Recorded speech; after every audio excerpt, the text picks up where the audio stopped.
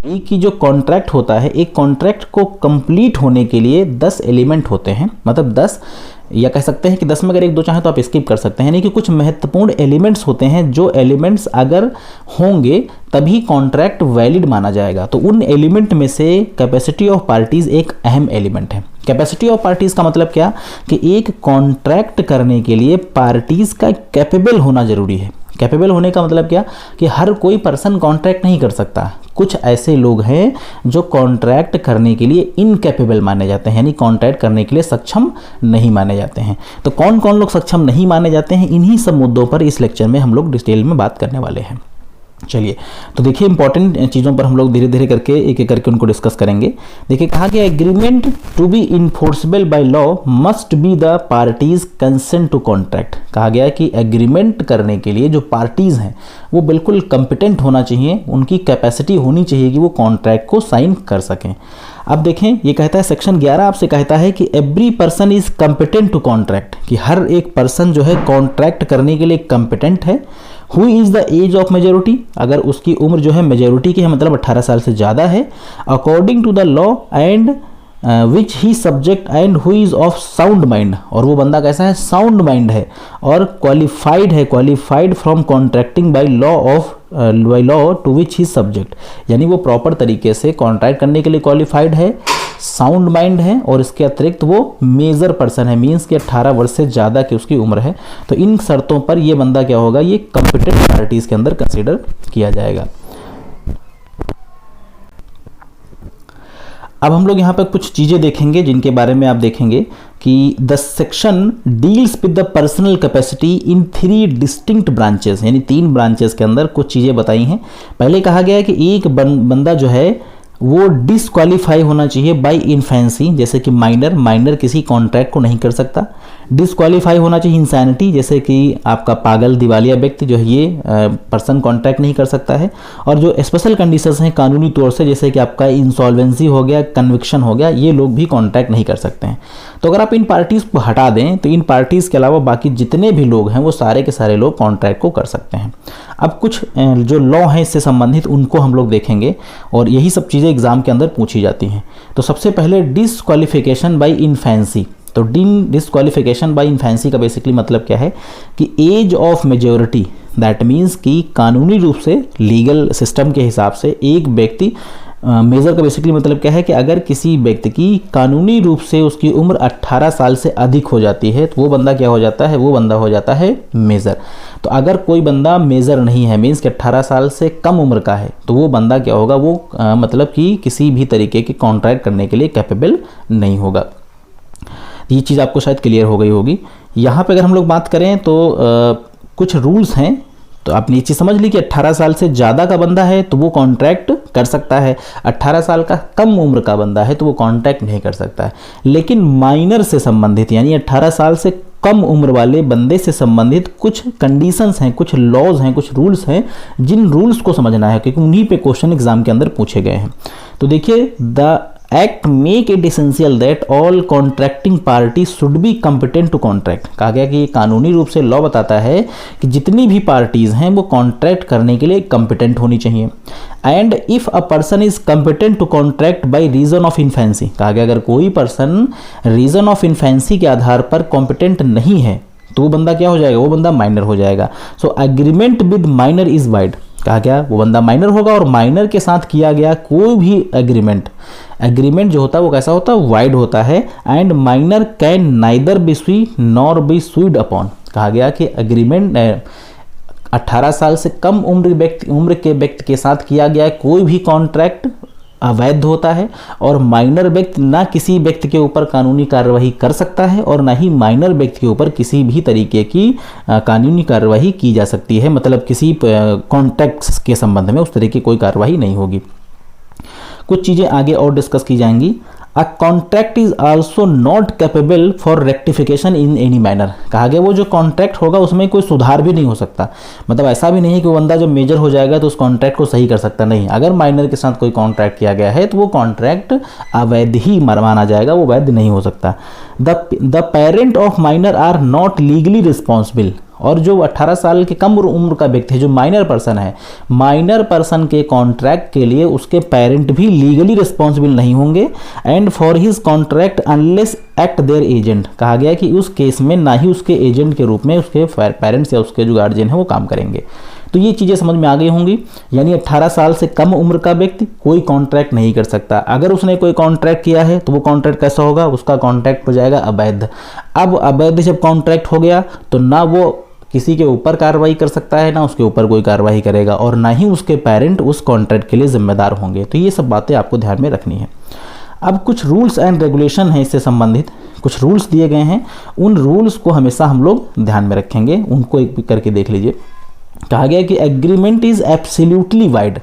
एक माइनर के साथ किया गया कोई भी एग्रीमेंट होते समय ही अवैध था, यानी होने के बाद ही, जैसे एग्रीमेंट आपने करना ही स्टार्ट किया तो वो एग्रीमेंट मतलब शुरुआत में ही, इन द बिगिनिंग ही वो क्या था, वो अवैध था, मतलब अवैध था। और किसी भी तरीके की अगर उसमें कोई कोई दिक्कत होती है या मतलब किसी तरीके का कोई समस्या उसमें क्रिएट होती है तो उस चीज़ के लिए जो माइनर होगा वो रिस्पॉन्सिबल भी नहीं होगा। क्यों? क्योंकि कॉन्ट्रैक्ट तो पहले ही ऑलरेडी वॉइड था, यानी अवैध था। नेक्स्ट अगर आप देखें कुछ केसेस हैं, इसमें एक केस है, शायद ये एग्जांपल आपके लिए इंपॉर्टेंट हो सकता है। देखिए हुआ एक मोहरी बेबी और एक धर्मदास घोष करके केस हुआ था। इसमें एक्चुअली हुआ ये था कि बेसिकली एक माइनर पर्सन जो होता है वो 20,000 रुपये का अपनी ज़मीन पे, एक माइनर पर्सन अपनी ज़मीन पे 20,000 रुपये का लोन लेकर ले आता है। जो लोन लेकर आता है वो धर्मदास घोष से एक लोन लेकर आता है। अब होता क्या है कि जब लोन की रिकवरी की बात होती है तो उस माइनर से कहा जाता है, माइनर पेमेंट करने से मना कर देता है, तो ये बात उसके पेरेंट्स से कही जाती है। फिर बात ये बिगड़ जाती है, फिर बात जो है जाके कहाँ पहुँच जाती है, कोर्ट में। अब कोर्ट में विवाद रहता है। फिर फाइनली कोर्ट क्या डिसीजन देता है कि ये जो लोन लेने का मामला है वो एक माइनर पर्सन के साथ किया गया है, और माइनर पर्सन के साथ किया गया कोई भी कॉन्ट्रैक्ट कैसा होता है, वाइड कॉन्ट्रैक्ट होता है, अवैध होता है। तो इसका मतलब है कि इसका पेमेंट अब आपको नहीं मिलेगा। तो ये कॉन्ट्रैक्ट जो है वो बड़ा इंपॉर्टेंट है, इसको डिटेल में आप गूगल करके सर्च कर सकते हैं, बट बेसिक बातें आपको इस केस से संबंधित आपको समझ आ गई होंगी। अब देखिए कुछ प्रिंसिपल लॉज हैं इस केस में, कुछ प्रिंसिपल लॉज हैं जिनको आप देख लीजिए। कहा गया है कि एनी कॉन्ट्रैक्ट विद माइनर और infant is neither valid not validable. कहा गया कि एक माइनर व्यक्ति के साथ किया गया कॉन्ट्रैक्ट कैसा है, वाइड है। कहाँ? शुरुआत में ही, जैसे ही कॉन्ट्रैक्ट किया गया था वो शुरुआत से ही आपका अवैध कॉन्ट्रैक्ट है। तो इस केस में अगर आप देखा जाए, कहा गया है कि only applicable in the case where the party entering in the contract are competent to make such contract is not applied to case there will be no contractual made to all. कहा गया कि जब contract किया गया था तो वो person contract करने के लिए कैपेबल नहीं था, तो उस केस में जो भी मतलब चीज़ें हुई हैं वो सारी की सारी चीज़ें कैसी होंगी, वो सारी की सारी चीज़ें व्यर्थ हो जाएंगी, अवैध हो जाएंगी। और ये भी कहा गया है कि the legal act done by representative और any knowledge of agent means that such act having knowledge of anything of his principal. That means कि अगर हम लोग प्रिंसिपल और एजेंट की बात करें तो प्रिंसिपल एजेंट के केस में ये होता है कि अगर एजेंट कोई बेसिकली कॉन्ट्रैक्ट करता है तो ये माना जाता है कि वो कॉन्ट्रैक्ट की जिम्मेदारी उसके मालिक की है। लेकिन अगर माइनर ने किसी पर्सन के बिहाफ से कोई कॉन्ट्रैक्ट कर दिया तो उस केस में भी उस माइनर की कोई जिम्मेदारी नहीं होगी, क्योंकि वो बंदा कॉन्ट्रैक्ट करने के लिए कैपेबल ही नहीं था। खैर वापस देखिए बात करेंगे माइनर्स लाइबिलिटी फॉर नेसेसिटी। ये हमने कॉजी कॉन्ट्रैक्ट में भी पढ़ाया था कि अगर किसी माइनर की नेसेसिटी के लिए, उसकी बेसिक ज़रूरतों के लिए अगर आपने कोई पैसा खर्च किया है और उस पैसे का अगर आप रिम्बर्समेंट चाहें तो उस पैसे के रिम्बर्समेंट के लिए उस माइनर पर्सन की कोई व्यक्तिगत लाइबिलिटी नहीं बनेगी, उसकी कोई व्यक्तिगत जिम्मेदारी नहीं है। हाँ, शर्त यह है कि आप उसकी जो प्रॉपर्टी होगी उस प्रॉपर्टी में से आप एक जो अप्रोप्रिएट अमाउंट है रिम्बर्समेंट का वो आपको मिल सकता है। यानी अगर किसी माइनर पर्सन के लिए आपने कोई नेसेसिटी सप्लाई की है, कोई माइनर पर्सन था, 18 साल से कम उम्र का व्यक्ति है, उसने आपसे कहा कि भाई आप मेरी देखभाल कर दीजिए, मैं जब बड़ा हो जाऊंगा तो मैं आपको सारे पैसे वापस कर दूंगा। अब चूंकि उसने जो कमिटमेंट किया है 18 साल से कम उम्र का व्यक्ति है तो उसका कॉन्ट्रैक्ट वाइड माना जाएगा। इस केस में क्या होगा कि जिस बंदे ने नेसेसिटी सप्लाई करी है उस बंदे को प्रॉपर रिम्बर्समेंट जो होगा वो मिल जाएगा। कब? जब उस बंदे की उम्र 18 साल से ज़्यादा हो जाएगी। अब देखिए क्या है, अब हम लोग यहाँ पे बात करेंगे नो रेक्टिफिकेशन। कहा गया कि माइनर व्यक्ति के साथ किया गया कोई भी कॉन्ट्रैक्ट रेक्टिफाई नहीं हो सकता। रेक्टिफाई का मतलब क्या कि उसे दोबारा उसमें सुधार करना चाहे तो सुधार नहीं हो सकता। जैसे किसी व्यक्ति की उम्र 18 साल से कम है और उस व्यक्ति ने कोई कॉन्ट्रैक्ट किया, अब कॉन्ट्रैक्ट किया तो वो कॉन्ट्रैक्ट उसका कैसा है, वाइड है, अवैध है। अब जब 18 साल से ज़्यादा की उम्र हो जाएगी, जब वो कोई कॉन्ट्रैक्ट करेगा तो 18 साल के बाद वाला जो कॉन्ट्रैक्ट होगा वो वैध माना जाएगा, पुराना वाला कॉन्ट्रैक्ट वहाँ पे कंसिडर नहीं किया जाएगा। चलिए नेक्स्ट हम लोग बात करें नो रेस्टिट्यूशन। नो रेस्टिट्यूशन का बेसिकली मतलब क्या होता है, तो रेस्टिट्यूशन शब्द का बेसिकली मतलब समझिए, उसके बाद आगे की बात करेंगे हम लोग। देखिए यहाँ पे कहा गया the party has received any benefit under such a contract from other party, he must restore और make compensation for it to other party, this is called restitution. इसका मतलब क्या है कि एक पार्टी ने अगर कॉन्ट्रैक्ट के अंतर्गत कोई बेनिफिट प्राप्त कर लिया है तो उस बेनिफिट का अमाउंट वापस करना, दिस इज कॉल्ड रेस्टिट्यूशन। जैसे एग्जाम्पल के लिए थोड़ा सा ध्यान से इसको समझिएगा आप। जैसे एग्जाम्पल के लिए मान लो एक माइनर पर्सन है, उसने किसी से 20,000 रुपये उधार लिए। अब 20,000 रुपये उधार लिए और उसका वो बेनिफिट लेना स्टार्ट कर दिए, 20,000 रुपये खर्च करना स्टार्ट कर दिए। अब मान ली 20,000 रुपये में 10,000 रुपये तो उसके खत्म हो गए। बाद में जिसने उधार दिया था उसको बाद में किसी ने बता दिया कि भाई माइनर के साथ, माइनर को अगर आपने कोई उधार पैसा दिया है, मीन्स कॉन्ट्रैक्ट किया है, तो वो व्यर्थ हो जाएगा, पैसा आपका डूब जाएगा। अब उस व्यक्ति को जब ये बात पता चली, वो व्यक्ति आया, उसके गार्जियन से बोला और उस केस में उसके पास जो 10,000 रुपये बच गए थे, इन्हें वो वापस वो रिम्बर्स ले सकता है, इन्हें पैसे वो वापस ले सकता है। ये इसका बेसिकली मतलब है। तो उस केस में क्या होगा कि जो चीज़ उसने यूज़ कर ली, जैसे उसने इस 20,000 में 10 तो खर्च कर दिए, तो जो 10 खर्च कर दिए उसका पैसा नहीं वापस होगा, जो 10 बचे हैं उसका रिइंबर्समेंट आप ले सकते हैं।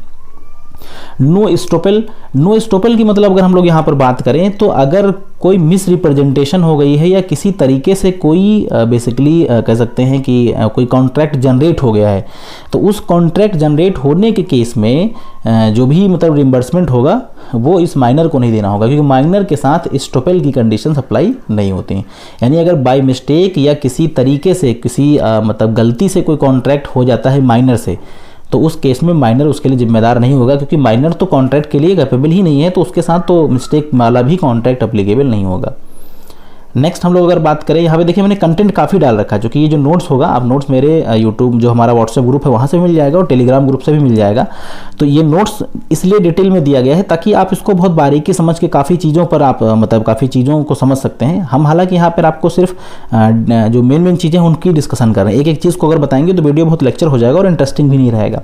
अब 6 पॉइंट की बात करें, माइनर एज अ बेनिफिशरी। कहा गया कि अगर माइनर बेनिफिशरी है, दैट मीन्स कि all such contract under which minor is receive some benefit to which are benefit to him और वैलिड। कहा गया अगर माइनर को किसी कॉन्ट्रैक्ट के अंदर कुछ बेनिफिट्स मिलते हैं जो बेनिफिट उसके लिए वैलिड होते हैं, so these contract include agreement which provide all teaching instruction employment minor. जैसे कि मान लीजिए किसी माइनर के फायदे के लिए कुछ चीज़ें की गई, चाहे वो टीचिंग का मतलब कहीं पर वो पढ़ने जाता हो, चाहे कुछ इंस्ट्रक्शन मिलते हों, तो इस केस में वो बंदा उसकी फ़ीस पे करने के लिए पर्सनली लायबल नहीं है, क्योंकि वो कॉन्ट्रैक्ट करने के लिए कॉम्पिटेंट नहीं है। लेकिन ये है कि वो जब वो मेजर हो जाएगा तो उसकी पर्सनल प्रॉपर्टी में से लायबिलिटी के फॉर्म में आप पेमेंट ले सकते हैं। हाँ, हालांकि फ़ीस के केस में ऐसा नहीं होता, गार्जियंस फीस का पेमेंट करते हैं, लेकिन अगर पर्सनली कोई 18 साल से कम उम्र का व्यक्ति ऐसा कॉन्ट्रैक्ट करता है तो वो फिलहाल उसके लिए प्रॉपर मतलब लीगल नहीं होगा। आगे कहा गया माइनर एज अ एजेंट। तो माइनर कोई एजेंट नहीं बन सकता। कैसे नहीं बन सकता कि जब माइनर कोई कॉन्ट्रैक्ट करने के लिए कैपेबल ही नहीं है तो माइनर एजेंट कैसे बन सकता है। अब मान लो किसी केस में अगर माइनर एजेंट बन गया तब क्या होगा, यानी a minor can be appointed as a agent, he can represent principal in dealing with other parties. कहा गया माइनर एजेंट बनेगा तो अपने मालिक को रिप्रेजेंट करेगा। सिंस माइनर डज नॉट इनकर any personal liability, he can not held responsible for any act of negligence और फॉल्ट।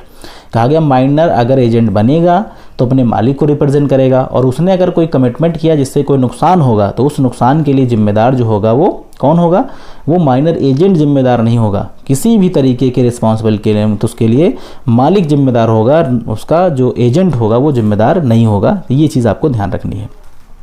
नेक्स्ट हम लोग बात करेंगे माइनर एज अ पार्टनर।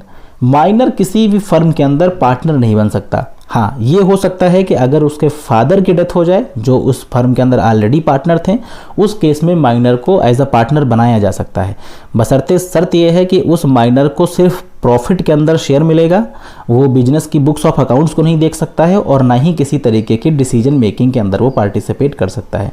उसे सिर्फ और सिर्फ पार्टनर ही बनाया जाएगा प्रॉफिट के लिए। इसलिए कहा जाता है कि minor is a partner just for profit only, वो बुक्स ऑफ अकाउंट्स को नहीं चेक कर सकता। यानी कि inspect and copy any of account of the firm has not been given to the minor. किसी भी तरीके की कॉपी या किसी तरीके के बुक्स ऑफ अकाउंट इस तरीके के कामों में वो दखलंदाजी नहीं कर सकता। नेक्स्ट देखेंगे minor as a member of company. तो माइनर जो है वो मेंबर ऑफ कंपनी कुछ शर्तों के आधार पर बनाया जा सकता है। देखिएगा, अ minor can not B member of a company since the incompetent of inter into contract. कहा गया तब तक वो मेंबर ऑफ कंपनी नहीं बनेगा जब तक कि वो इनकॉम्पिटेंट ना हो जाए, मीन्स 18 साल से ज़्यादा का ना हो जाए। A minor may be allotted share, लेकिन माइनर को शेयर दिए जा सकते हैं। जब शेयर दिए जाएंगे तो उसका नाम जो होगा सिर्फ कंपनी के रजिस्टर में लिखा जाएगा, लेकिन वो प्रॉपर मेंबर नहीं बनेगा। अब हम बात करेंगे minor surety for minor. That surety for minor का मतलब है कि माइनर किसी बंदे के लिए मतलब गारंटी ले रहा है, माइनर किसी पर्सन के लिए गारंटी ले रहा है। दैट मीन्स आप minor stand as a surety for a loan taken by minor will be liable to the creditor for the payment of loan, so even the minor was not liable. यानी अगर किसी बंदे ने minor को उस पे जमानत पे लोन दिलाया तो लोन दिलाने वाले की जिम्मेदारी होगी, पेमेंट करने की उस माइनर की जिम्मेदारी नहीं होगी, क्योंकि माइनर कोई कॉन्ट्रैक्ट करने के लिए कैपेबल नहीं है। अब हम लोग देखेंगे एक पॉइंट है mortgage and sale in the favour of minor. कहा गया अगर माइनर के फेवर में कोई सेल की गई, क्योंकि माइनर कैसा है, माइनर आपका कैसी पार्टी है, इनकेपेबल पार्टी है। तो अगर माइनर को कोई आप अमाउंट उधार देंगे, गिरवी रख के कोई अमाउंट देंगे, या उसे कोई आप सेल करेंगे, तो उसके बदले में ये हो सकता है कि जो उसका कंपनसेशन होगा, कंपनसेशन की कोई जिम्मेदारी उसकी पूरी नहीं है कि उसका पेमेंट वो करेगा। अगर आप बीच में चाहें तो आपके पास ये पावर होगी कि उस अमाउंट को आप रिकवर कर सकते हैं, जितना अमाउंट माइनर के पास बचा होगा। गुड्स बेचने के केस में जितना गुड्स उसके पास बचा होगा उतना आप वापस कर सकते हैं, यानी कि पेमेंट करने की उसकी फुल जिम्मेदारी बेसिकली फिलहाल नहीं होगी। आई थिंक ये चीज़ क्लियर हो गई होगी। यानी माइनर कैपेबल नहीं होगा लोन लेने के लिए, तो उसके लिए फिलहाल वो उसका पेमेंट के लिए भी कैपेबल नहीं होगा। नेक्स्ट है आपका minor can not be declare as a insolvent. Minor अपने आप को इंसॉल्वेंट भी डिक्लेयर नहीं कर सकता है। इंसॉल्वेंट इसलिए नहीं डिक्लेयर कर सकता है क्योंकि इंसॉल्वेंट तो कानूनी रूप से डिक्लेयर किया जाता है, माइनर अपने खुद को इंसॉल्वेंट डिक्लेयर नहीं कर सकता है।